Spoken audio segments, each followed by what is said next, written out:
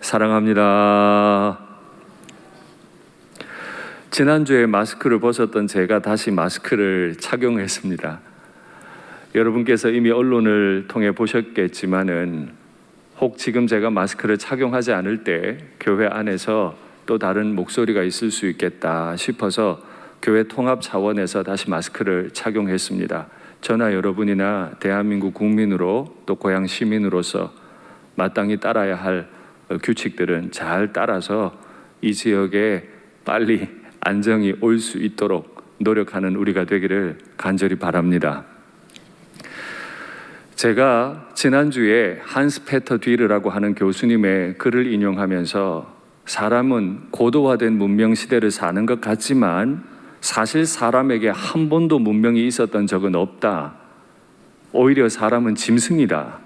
라고 한 교수님의 글을 말씀드렸습니다. 그리고 사람은 얼마든지 자신의 이기적인 목적을 위해서 타인의 생명을 빼앗을 그런 일들을 해왔다. 사람들은 살인을 저질러 왔다. 그리고 육체적 살인에 관해 말씀드렸고 오늘은 인격적 살인에 관해 말씀드리겠다고 이미 예고했습니다. 살인, 미움, 또 이 모든 것들이 표현되는 말, 이런 말들을 제가 단어를 떠올릴 때마다 한 가지 드는 생각들, 과거의 경험이 하나 있습니다. 제가 공부를 잘했던 사람이 아닙니다. 그런데 그 중에서 특별히 미술은 너무너무 못했습니다. 요즘도 그림 그리라고 하면 너무 부끄럽게 짝이 없는 그런 사람인데 중학교 때 정말 멋진 미술 선생님께서 계셨어요. 다른 선생님들은 다 양복을 입고 타이를 하시고 그렇게 수업을 진행하셨는데 그 선생님은 미술 작업복을 입으시고 또 그 작업복에는 물감이 곳곳에 묻혀 있는, 그러니까 보고 있으면 진짜 멋진 화가셨어요. 그 선생님이 제가 그린 그림을 보시고는 지나가시면서 저 들으라고 하신 말씀은 아니겠지만 제 귀에 들렸는데 아이고 이것도 그림이라고 이러고 지나가셨어요. 그 순간 저는 죽었습니다. 지금 30년이 지났는데도 그때 선생님이 어떤 색깔의 옷을 입으셨는지 어떤 표정인지 선명하게 기억하고 제가 그 순간 느꼈던 그 수치감을 잊을 수가 없어요. 멋진 그림을 볼 때나 미술이라는 단어가 떠오를 때마다 그 선생님의 얼굴은 떠올라요. 학교에 선생님이 왜 계시죠? 그림 못 그리는 학생 잘 지도해서 잘 그리게 하라고 계신데 아이고 이것도 그림이라고 하고 지나가 버리시니 저는 그 순간에 죽은 거예요. 더 많은 말씀을 드릴 수 있지만 시간 때문에 제가 줄이겠습니다. 사람은 한마디의 말로 다른 사람의 인격을 얼마든지 무참히 죽일 수 있습니다. 가정에서 부모님들이 자녀들을 향해 툭 던진 말이 자녀들의 평생의 상처가 되고 화농이 되기도 합니다. 직장의 동료들 간에도 얼마든지 일어납니다. 말은 잘 사용하면 아름다운 것이지만 말은 어느 순간에 칼로 바뀌기도 합니다. 그래서 칼로 낸 상처보다 말로 낸 상처가 더 오래 가기도 합니다. 3400년 전에 주신 이 6계명 살인하지 말라는 계명은 1400년이 지나서 2000년 전 예수님 당시에는 새롭게 해석됩니다. 우리는 예수님께서 새롭게 해석하신 그 윤리 가운데 살아가죠. 오늘 그 윤리에 관해 말씀드리려고 합니다. 이 말이라고 하는 것, 이것이 얼마나 무서울 수 있는지, 말이 어떻게 칼로 바뀌는지 오늘 한번 확인하실 텐데 6계명을 해석하신 우리 예수님의 말씀을 한번 확인하시죠. 옛 사람에게 말한 바 살인하지 말라. 누구든지 살인하면 심판을 받게 되리라. 6계명이죠. 이런 말들을 너희가 들었는데 나는 너희에게 이르노니 형제에게 노하는, 분노하는 자마다 심판을 받게 되고 형제를 대하여 라가, 바보라 하는 자는 공회에 잡혀가게 되고 미련한 놈이라 하는 자는 지옥불에 들어가게 되리라. 저 붉은 글자 한번 확인하시죠. 심판을 받고 공회에 잡혀가고 지옥불에 들어가게 되는 건 누구예요? 법을 어기고 살인을 하고 우상 숭배를 하거나 이방인들이 심판받고 공에 잡혀가고 지옥불 들어가잖아요. 그런데 예수님께서 오셔서 새로 세우실 나라, 예수님이 새롭게 만드시는 나라에는 누가 지옥불에 들어간다고요? 우상 숭배자라고 안 하셨어요. 살인한 자가 아니라 말로 형제에게 분노를 표현하거나, 말로 바보 같다고 표현하거나, 말로 너 참 미련하구나 라고 하면 그 사람은 살인자가 되는 나라예요. 우리 예수님의 나라의 윤리는 이렇게 무섭습니다. 이 극악무도한 죄인을 당신의 피로 구원하신 예수님이시지만은 말을 가지고 사람의 인격을 살인할 수 있다는 것에 대해서는 예수님이 무시무시한 표현을 쓴 거죠. 여러분, 오늘 말씀을 받으실 때 정말 신중하게 받으셔야 돼요. 이따 후에도 계속 보시겠습니다만은 예수님은 그 나라에서는 함부로 말하는 것이 통하지 않는 나라예요. 2000년 전 로마 시대, 2000년 전 헬라 문화 속에 한번 떠올려 보십시오. 얼마나 귀족 계급들이 아랫사람을 향해 함부로 말하고 심지어 생명을 뺏기도 했잖아요. 그런 문화 가운데서 예수님께서 꿈꾸시고 이루시기 원하셨던 나라에서 말이라고 하는 건 칼과 같았어요. 말 못되게 하면 살인자로 취급하시겠대요. 여러분, 그러니 이 말을 오늘 굉장히 무섭게 두렵게 받으셔야 돼요. 자칫하면 내가 살인해놓고도 모를 수 있어요. 예수님은 나를 보실 때 넌 살인자야 라고 보시는데 난 여전히 내가 살인자인 줄 모를 수 있다는 이야기죠. 그래서 정말 조심하셔야 합니다. 말을 가지고 살인하는 경우를 크게 나누어 보면 진짜 감정을 섞어서 미움과 분노로 말을 할 때 사람이 죽임을 당합니다. 또 하나는 나름 위한다고 한 말인데 그 사람을 배려하지 않거나 무심코 나온 말 때문에 사람이 죽임을 당하기도 해요. 먼저 미움과 분노에 관한 이야기를 한번 해볼까요? 미움은 살인 행위일까요? 정말 그래요? 미움은 마음속에 있는 거잖아요. 내가 어떤 사람을 미워하는 건 사람에게 전해지지 않잖아요. 그런데 예수님의 사랑받았던 제자 요한이 쓴 요한 1서에 보면 미움에 관한 무서운 규정이 하나 있습니다. 확인하시죠? 그 형제를 미워하는 자마다 살인하는 자니. 어떤 이유로든 우리가 교회 생활을 하든 가정 생활을 하든 일터에서 생활할 때 마음에 미움이 일어나죠, 그죠? 그건 살인이라는 거예요. 살인하는 자마다 영생이 그 속에 거하지 아니하는 것을 너희가 아는 바라. 미워하는 자의 마음엔 영생이 없다는 거예요. 그가 우리를 위하여 목숨을 버리셨으니 우리는 예수님이 버리신 목숨 받아 영생 얻는다고 하면서 남들의 목숨을 끊는 행위를 하면 안 되죠.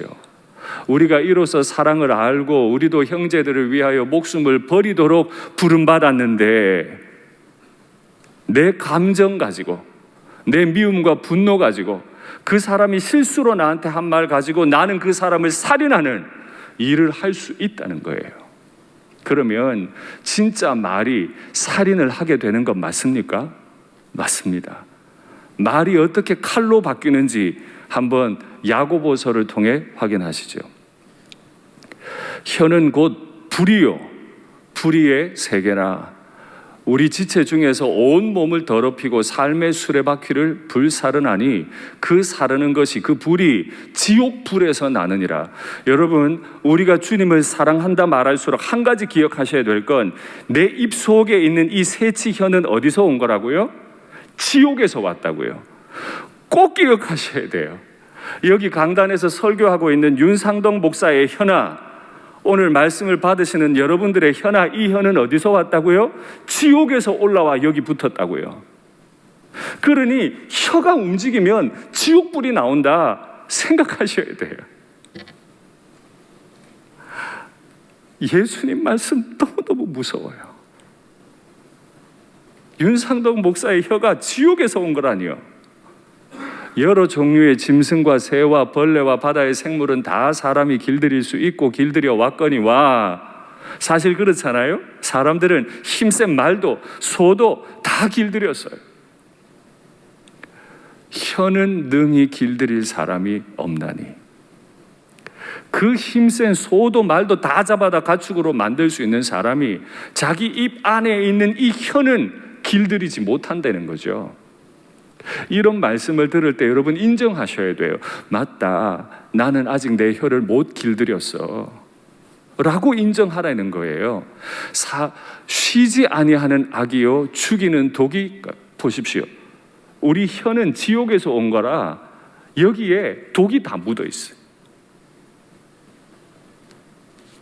사람을 칼로 찌르고 사람이 죽으면 죽었구나 이해합니다. 내려주시죠.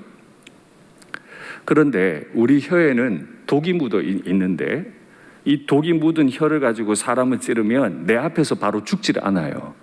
그래서 내가 그 사람을 죽였는지 몰라요. 그런데 그 사람은 내 혀라는 칼에 묻은 독 때문에 서서히 죽어가고 있죠. 하나님이 보실 때 그 혀는 살인한 혀예요.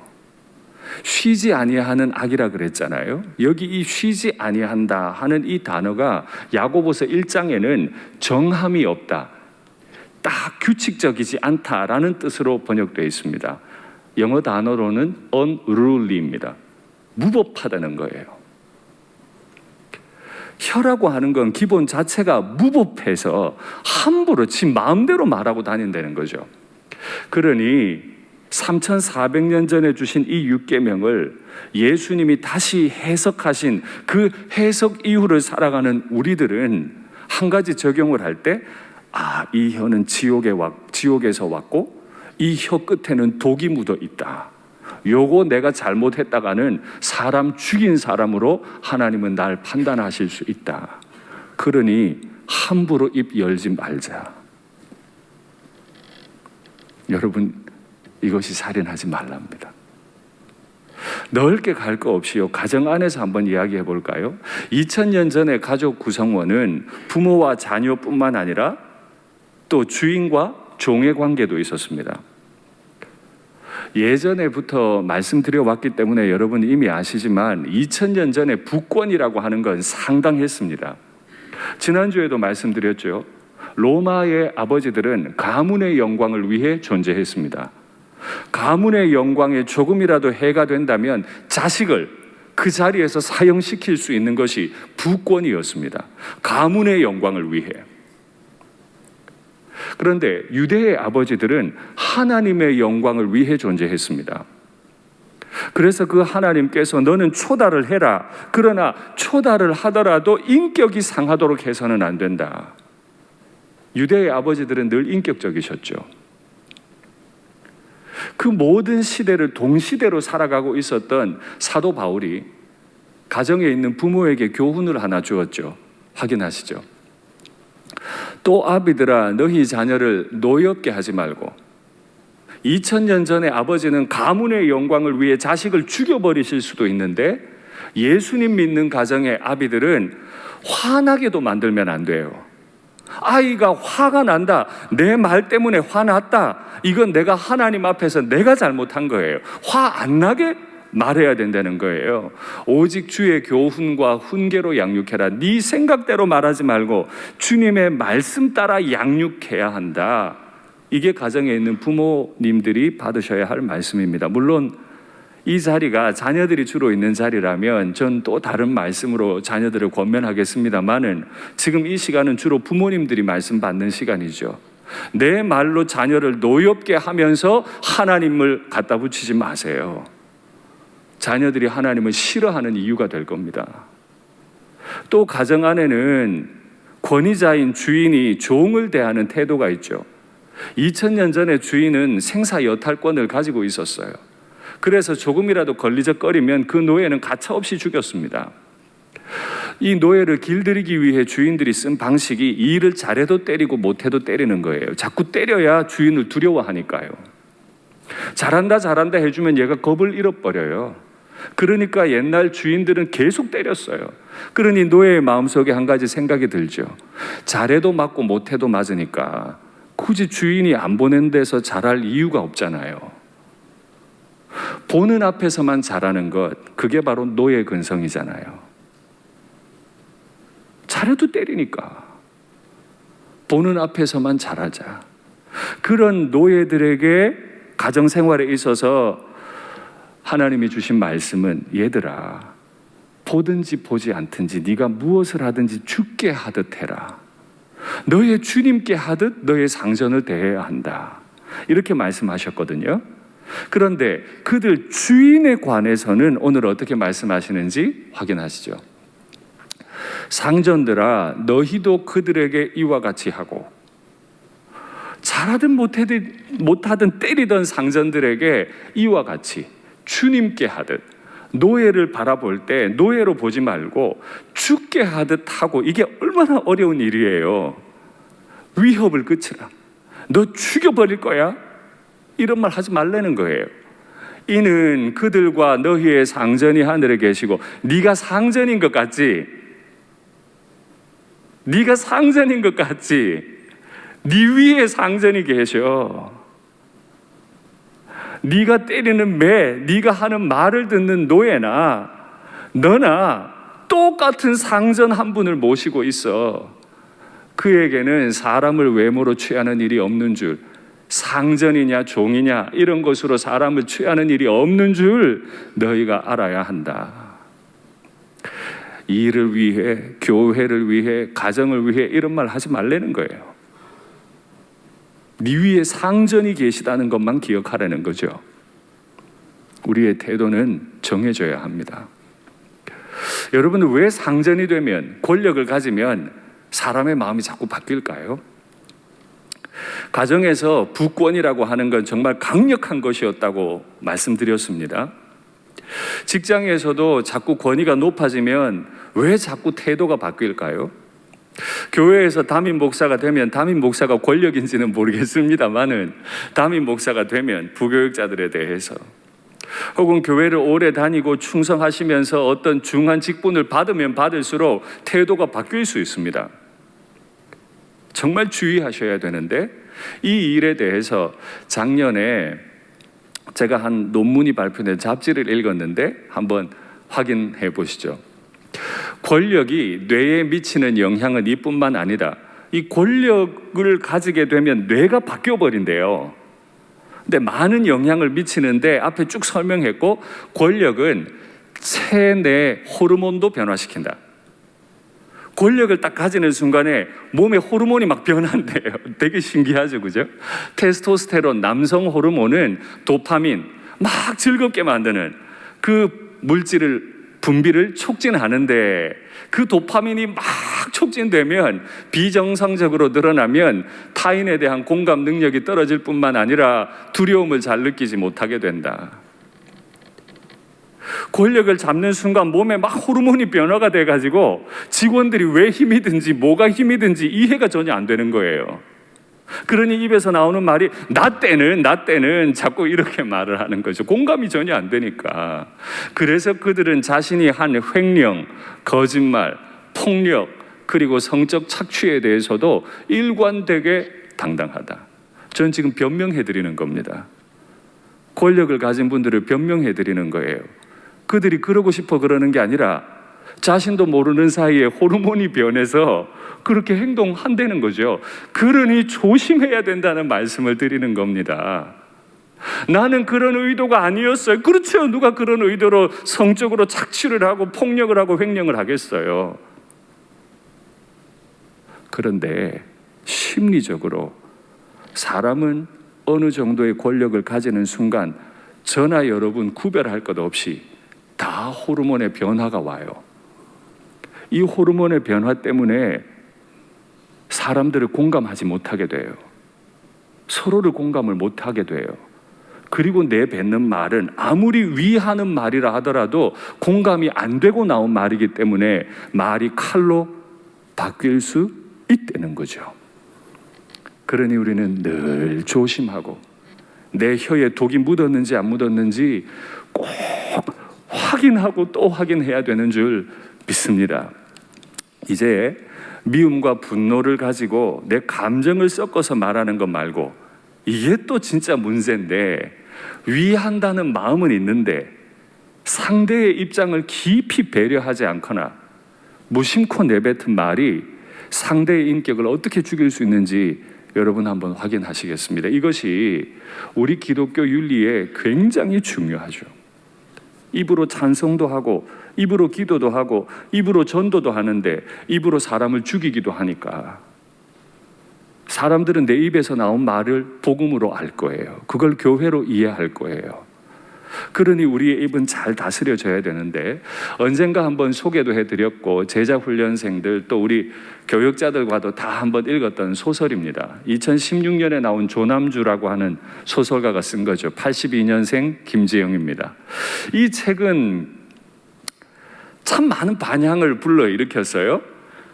동의가 되는 분도 있고 안 되는 분도 있고, 우리 교역자들하고도 한번 독서 토론회를 가졌는데 공감을 한다 하는 분도 계셨지만, 좀 너무 과하다, 너무 남자를 못되게 묘사한 것 같다, 이렇게 하는 분도 계시고, 여제자반에서도 나눴는데 여성들이신데도 동의가 되는 분도 있고, 이건 너무 과해, 요즘 젊은 사람들 너무해, 이렇게 말하는 분도 계셨어요.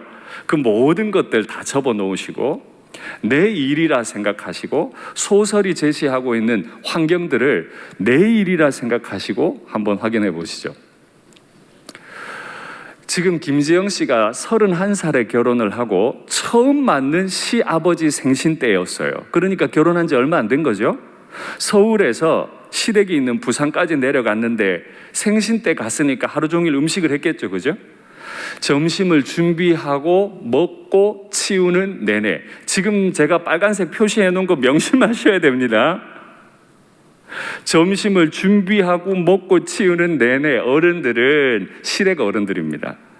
김지영 씨에게 좋은 소식이 없는지, 저 좋은 소식이 뭔지 아시죠?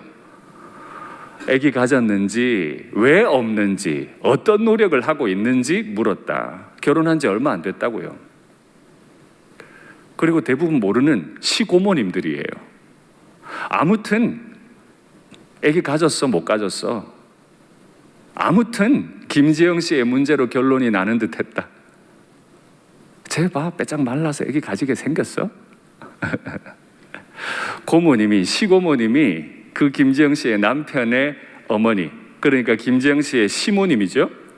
신우 올케간에 넌지시 말하는 거예요. 시애미가 뭐하노? 눈치도 없이 뭐하고 있노? 얼른 며느리 애 들어서는 야간제 지어줘. 시어머니가 야간제 안 지어주니 며느리가 얼마나 서운했겠니? 이렇게 말했다는 거예요. 자, 여러분들 지금 마음 어떠세요? 저게 뭐? 아니, 결혼한 아들이 있고 며느리 있으면 할 수 있는 말 아니야? 라고 생각할 수도 있죠. 그러나 또 다른 입장도 있다는 거예요. 말이 쉽게 나오면 안 된다니까요.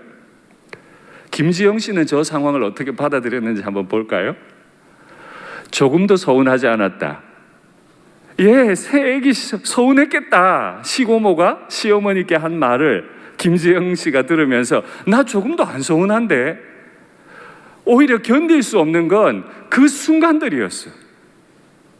시아버지 생신이라고 그 멀리서 내려갔는데 하루 종일 음식 준비하고 먹고 치우는 내내 시댁 식구들은 옆에서 계속 말하는 거예요. 너 왜 애기 안 가져? 뭐 문제 있는 거 아니야?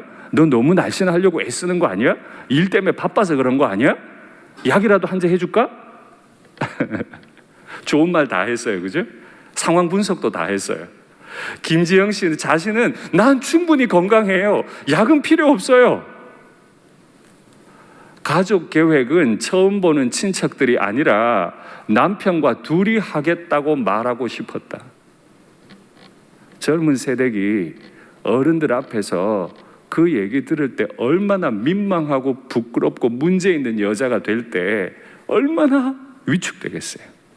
하지만 말 그렇게 못하죠.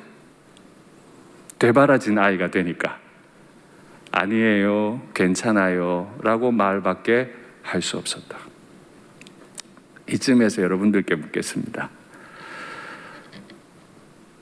저는 지금 남자를 고발하고 여성을 편들고 싶다, 혹은 담임 목사가 딸밖에 없어서 저런 것만 눈에 보이나 보다, 그렇게 이해하지 마시고, 저도 한 집안의 아들인데,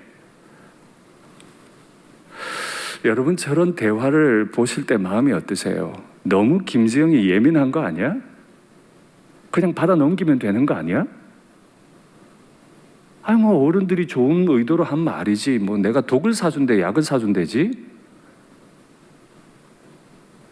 그러나 그 자리에 있는 며느리는 그 입장이 아니라는 거예요. 이제 막 결혼해서 얼굴도 처음 본 시고모님들 앞에서 애기 가지니 못 가지니 약을 먹어야 되는 거 아니니? 라는 말을 들을 때 가지게 될 수밖에 없는 그 위축감을 알고 있느냐는 말입니다. 이걸 그대로 우리 직장 생활에, 교회 생활에 얼마든 적용할 수 있어요. 내가 쉽게 내뱉는 그 말이, 남을 배려한다고 한 그 말이 상대에게는 칼과 같아서 다시는 거기 안 가고 싶도록 만들 수 있다는 거예요. 제가 더 많은 말을 드릴 수 있지만 주님께서 우리 각자에게 깨닫게 하시기를 바랍니다. 저 대화가 끝난 다음에 부산에서 서울로 올라올 때 그 신혼부부가 편했겠습니까? 안 편했겠습니까? 안 편하다면 김지영 씨가 속이 좁아 터져서 그렇습니까? 아닙니까? 역시 안 편했죠. 부부가 대화를 나누다 보니 결국 이런 거죠. 아기를 가지면 직장을 계속 다닐 수 있느냐 없느냐. 그때 참 사랑 착한 남편이 이렇게 말합니다. 한번 확인하시죠. 그래도 지영아, 잃는 것만 생각하지 말고 얻게 되는 걸 생각해봐. 참 멋진 말이에요, 그죠? 최악의 경우에 네가 회사 그만두게 되더라도 너무 걱정하지 마. 내가 책임질게. 너 보고 돈 벌어오라고 안 해. 남자가 할 수 있는 최선의 말이에요. 근데 뜬금없이 김지영이 이렇게 물어요. 그래서 오빠가 잃는 건 뭔데? 갑자기 막 답답해지는 거죠. 그러니까 남편이 이렇게 대답도 제대로 못하고 잃는 것만 생각하지 말라며. 나는 지금 이 젊음도 건강도 직장 동료 친구 같은 사회적 네트워크도 계획도 미래도 다 잃을지 몰라. 나도 수능 공부했고 나도 대학 입시 치열하게 했고 영어 공부해서 취업까지 다 했는데 아기를 가지는 순간 나는 다 잃을지도 몰라. 그래서 자꾸 잃는 걸 생각하게 돼. 근데 오빠는 뭘 잃게 돼? 오빠는 뭘 잃게 되길래 나한테 잃을 건 걱정하지 말라 그래? 또 여러분께 묻겠습니다. 이 아내가 너무 예민한 겁니까? 너무 꽉 막혔고 너무 이기적이고 너무 현대적인 겁니까? 여러분, 저는 지금 마음 불편하실 수 있지만 저도 저 소설을 읽는 동안 참 무슨 성경 읽는 것 같이 회개 많이 했어요. 이게 참 보통 문제가 아니구나. 담임 목사 입장에서 교회를 위한다고 우리 부목사님들 동역하는 그 부교역자들의 마음을 진짜 아프게도 많이 할 수 있었겠구나. 그런 생각이 들더라고요. 상대를 위한다고 생각하고 한 말이지만은 배려가 되지 않는 말은 얼마든 있을 수 있습니다. 그러니까 여러분 이렇게 생각하셔야 돼요. 상대를 위해서 무언가를 말해야겠다, 혹은 공동체를 위해 말해야 되겠다고 할 때 그 말을 해도 되는지 안 되는지 상대의 입장에서 생각하시고 기도 많이 하시고 말씀하셔야 돼요. 왜냐하면 아무리 생각을 많이 해도 그 말이 만들어지는 이 혀는 어디에서 왔다고요? 출신이 어디라고요? 지옥이요. 이렇게까지 조심하지 않으면 하나님을 찬양하고 감사하던 이 입술로 상대를 얼마든지 죽이고 그 사람이 교회든 시댁이든 처가든 직장이든 함께 할 수 없게 만들 수 있다는 겁니다. 그러니 하나님은 우리에게 늘 주의하라 하시죠. 조심해라. 말하지 않는 게 좋아. 지금까지의 이 모든 논의들을 정리한 하나님의 말씀 세 구절을 한번 확인하시죠. 말씀 올려주세요. 칼로 찌름같이 함부로 말하는 자가 있거니와. 제가 말과 칼을 계속 말씀드렸잖아요. 잠언 성경은 말이 칼이라고 이야기해요. 칼로 찌름같이 함부로 말하는 자가 있거니와 지혜로운 자의 혀는 양약과 같으니라. 내가 말을 내뱉었을 때 이게 그 상대에게 칼이 될까요? 약이 될까요? 그거 누가 판단하는 거죠? 말하는 내가 판단해요? 아니죠. 그 말을 듣는 사람들이 판단하는 거예요. 그 말을 듣는 사람이 칼로 찔린 것 같으면 그 사람은 나한테 칼을 쓴 거예요. 근데 어떤 사람이 나에게 말했을 때 그게 내게 약이 된다라고 듣는 사람이 판단하면 그는 하나님께 은혜 입은 자예요. 여러분 조심하십시오. 내 중심적으로 말하지 마시고 상대에게 이것이 어떤 말이 될지 깊이 조심하셔야 돼요. 경우에 합당한 말은 진짜 경우에 합당한 말. 아우로 새긴 은쟁반에 금사관이라. 진짜 경우에 합당한 말은 기술자가 멋있게 만들어 놓은 은쟁반, 막 예술적으로 조각해 놓은 은쟁반 위에 있는 반짝반짝 빛나는 금과 같은데 과연 우리의 말은 그런가요? 나는 과연 가족들에게, 일터의 동료들에게, 직장의 동역자들에게 아로새기는 은쟁반의 금사과와 같은 말을 하는 사람인가요? 만약에 내 말이 경우에 합당한 말이 안 되겠거든, 그렇게 예술적으로 말할 수 없겠거든, 어떻게 하래요? 미련한 자라도 잠잠하면 지혜로운 자로 여겨지고 그의 입술을 닫으면 슬기로운 자로 여겨지느니라. 말하지 말아요. 경우에 합당하지 않겠거든 말을 하지 마라. 자신이 없거든 말을 하지 마라. 이것이 하나님의 교훈입니다. 시모님들이 어떤 방식으로든 말을 했을 거예요. 식사를 준비하고 먹고 치우는 내내 그분들은 아마 옆에서 맛있게 받아 드시고 편안하게 말씀하셨겠죠. 제가 종종 말씀드리는 메라비안의 법칙이라는 것이 있습니다. UCLA 심리학과 교수입니다. 메르비안이라고 하는 교수님이 한 가지 발표를 했는데, 사람들이 대화를 할 때 어떤 사람에게 대화가 100이 전달된다고 하면 그 사람이 나에게 말한 내용은 7밖에 전달이 안 돼요. 내용은 7밖에 전달이 안 되고 그때 그 분위기, 그 말을 듣는 사람이 본 거, 그 말을 한 사람이 듣는 목소리들, 이런 것들이 93%가 전달이 되는데 표로 한번 확인하시죠. 저게 메르비안의 법칙인데, 김지영 씨 입장에서 보면 자기는 내려가서 하루 종일 설거지하고 낯선 시고모님들만 보고 있어요. 그러니까 분위기가 별로 좋을 수 없죠. 근데 시고모님들은 앉아서 뭐 웃으며 장난치며 과일 깎아 드시면서 뭐라고 막 말을 한 거죠. 근데 목소리도 너무너무 위하는 그런 말이라기보다, 야, 왜 애기 안 가져? 애기 가져야지. 이런 위압적인 목소리가 얼마든 나올 수 있죠. 그게 93%를 차지해요. 아무리 좋은 말을 전해도 그 말은 7밖에 안 가고 눈에 보이는 환경들, 또 그때 들렸던 목소리들, 그게 93을 차지하니까 여러분, 이제 우리가 어떻게 말해야 하고 얼마나 조심해야 하는지를 아실 수 있을 겁니다. 복음을 전할 때도 마찬가지예요. 복음만큼 좋은 게 어디 있어요? 근데 이 복음을 어떤 시각적 환경을 가지고 어떤 목소리로 전하느냐에 따라 듣는 사람은 다르게 들을 수 있다는 걸 인정하시자고요. 그것이 하나님께서 오늘 우리에게 도전하시는 말씀이죠. 우리 중에 누가 말을 가지고 사람을 칼로 찌르듯 하겠다 하는 분이 있을까요? 결국 이건 태도의 문제예요. 나를 위해 남을 칼로 죽여서라도, 희생 제물로 바쳐서라도, 복수를 해서라도 나를 위하게 만들고 싶은 육체적 살인이나 내가 원하는 대로 함부로 말하고 싶은 것이나 다 태도의 문제인데, 팀 켈러라고 이 시대에 아주 존경받으시는 목사님이 계세요. 그분이 존중이 뭐냐에 관해서 쓴 글이 있습니다. 한번 확인하시죠.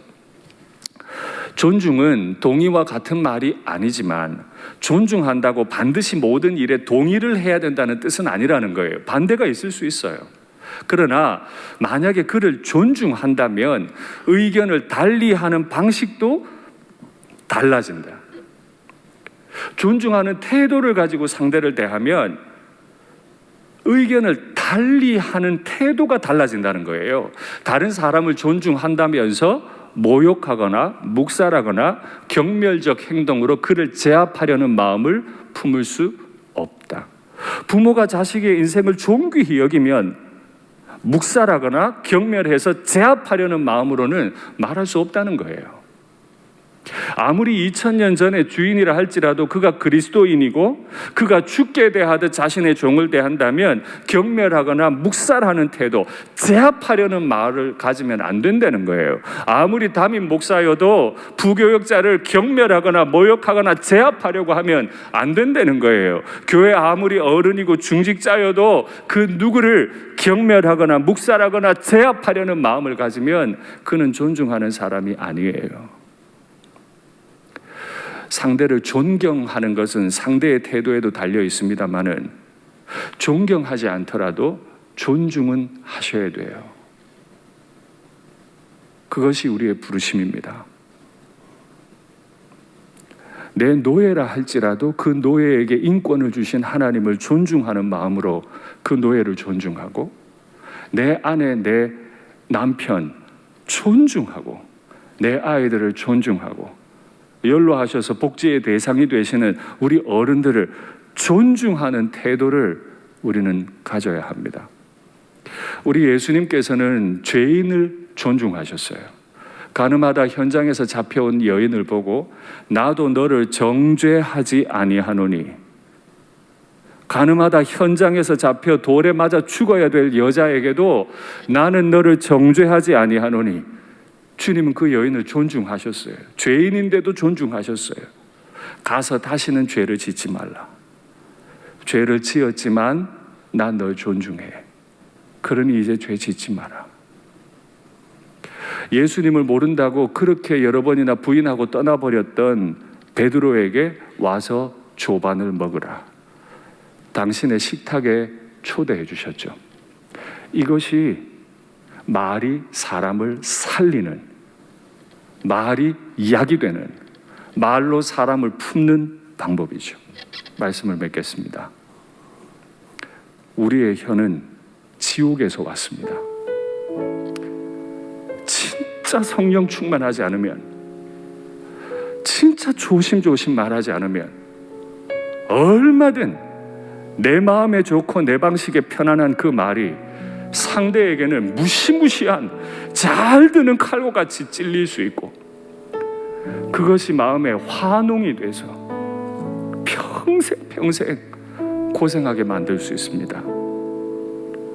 그러니 오늘 하나님 앞에서 주여 내 혀를 다스려 달라고, 사람을 살리는 혀, 존중하는 혀가 되게 해달라고 기도하시면 좋겠습니다. 찬송할까요? 나의 모든 행실을 주여 기억 마시고 바른 길로 인도하소서.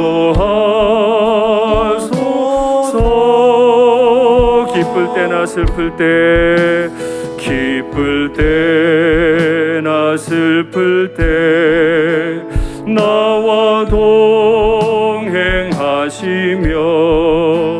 밤낮으로 인도하.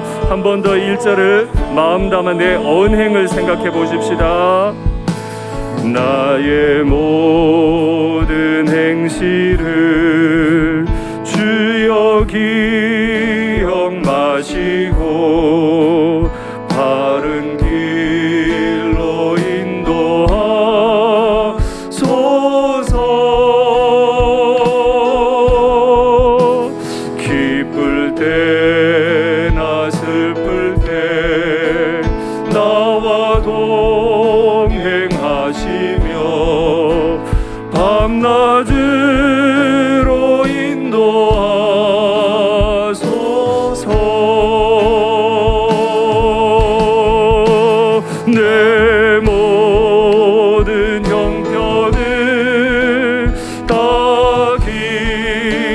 기억하시고 늘 나와 동행하옵소서.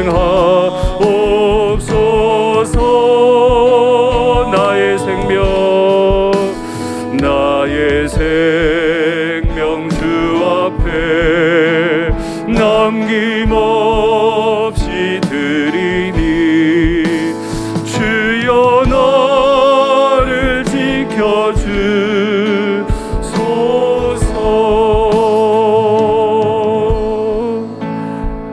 우리는 지금 우리의 입으로 내 모든 행실을 주여 기억하지 마시고, 지난 금요일에도 부른 찬송이죠.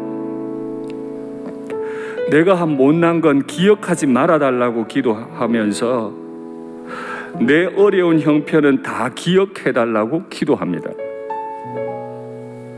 얼마나 못난 입술이에요.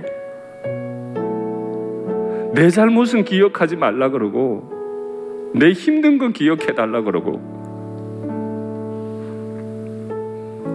그러나 좋으신 우리 하나님은 죄인의 이 엉터리 같은 기도도 들으시죠. 나와 동행해 주실 겁니다. 오늘 이 두려운 마음, 사랑받은 마음, 조심스러운 마음을 가지고 화면에 있는 기도의 제목을 받아 기도하겠습니다. 주님 앞에서 지워버리지 않은 나의 오만한 미움, 분노의 감정, 이것들 가지고 가족, 동료, 동역자들을 아프게 한 죄를 용서하옵소서. 그분들을 회복시켜 달라고 기도하셔야 합니다.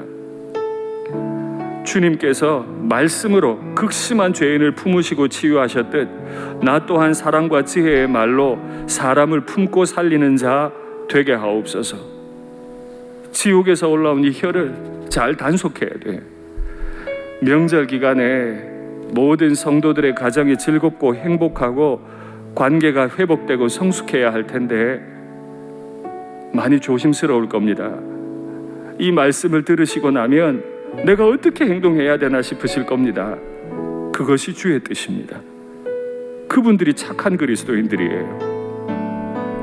오늘 이 시간에 주님 이름 한번 간절히 마음 담아 부르고 입술로 살인하는 일이 없게 해달라고 기도하겠습니다. 주여. 하나님 아버지, 시간이 지나다 보니 내 마음이 얼마나 높아지고 내가 얼마나 오만한 자가 되었는지 모릅니다. 상대의 실수는 용납을 못하면서 지옥에서 올라온 이 혀를 가지고 얼마나 많은 사람들을 찌르고 아프게 했는지 제 자신의 죄는 기억하지 말아달라고 기도할 수밖에 없는 죄인이 이 시간 다시 엎드립니다. 아버지, 저의 죄를 생각나게 하시고 훈련받게 하셔서 다시는 이 죄를 저지르지 아니하도록 날 도와주시옵소서.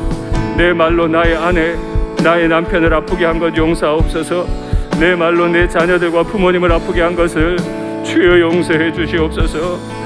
내 말로 직장의 동료들, 교회의 동역자들 아프게 한 것을 용서하여 주시옵소서.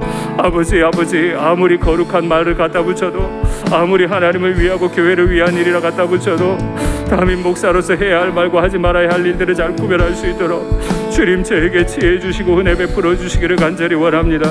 하나님이 이 입술이, 이 혀가 지옥에서 올라온 것이라 이 말로 얼마든 사람을 죽일 수 있다는 이 말을 깊이 깨달을 수 있도록 아버지 도와주시며, 행여라도 나 때문에 말에 상처를 받은 분들이 있으면 주님 그분들 마음 회복되게 하시고 내가 가서 사과할 수 있는 마음도 주님 허락하여 주시며 주의 종답게 순종할 수 있도록 아버지 도와주시옵소서.